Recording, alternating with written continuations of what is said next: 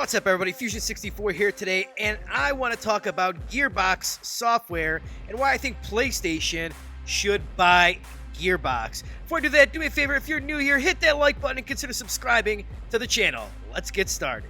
So earlier this week, we found out that Embracer, who just recently purchased GearBox for $1.2 billion just last year, is now looking to sell GearBox because they had an investment of up to $2 billion fall through from the Saudis, and basically they've been going around buying up studios left and right, and they were really counting on that investment to fund all of these studios, and now they're kind of left with a big pile of studios, and they don't have the cash to fund all of these projects. They just shut down Volition, the Saints Row developers, and now their biggest studio that they purchased, GearBox, they're looking to sell. And I think that this studio would fit PlayStation's portfolio perfectly. They're very light on first-person shooters. Yes, they just bought Bungie, who makes Destiny, and they're going to be making a new game in Marathon.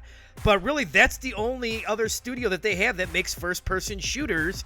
And they're looking to get into the games-as-a-service genre, more live service games.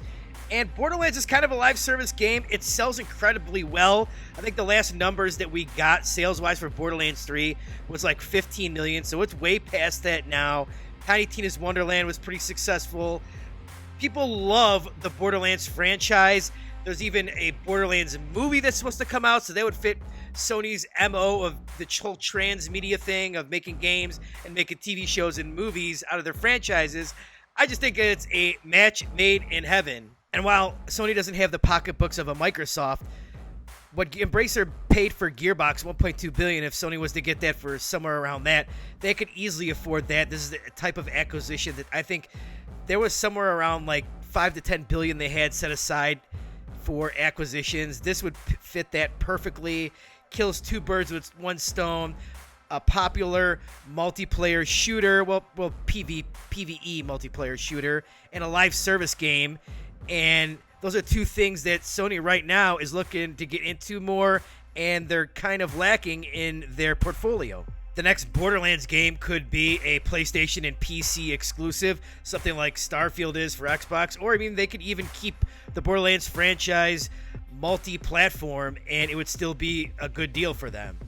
So yeah, let me know in the comments below. What do you think? Do you think that GearBox would be a good purchase for PlayStation, or should they stay away from that? And once again, if you like this video, do me a favor, hit that like button, consider subscribing to the channel. Fusion64 out.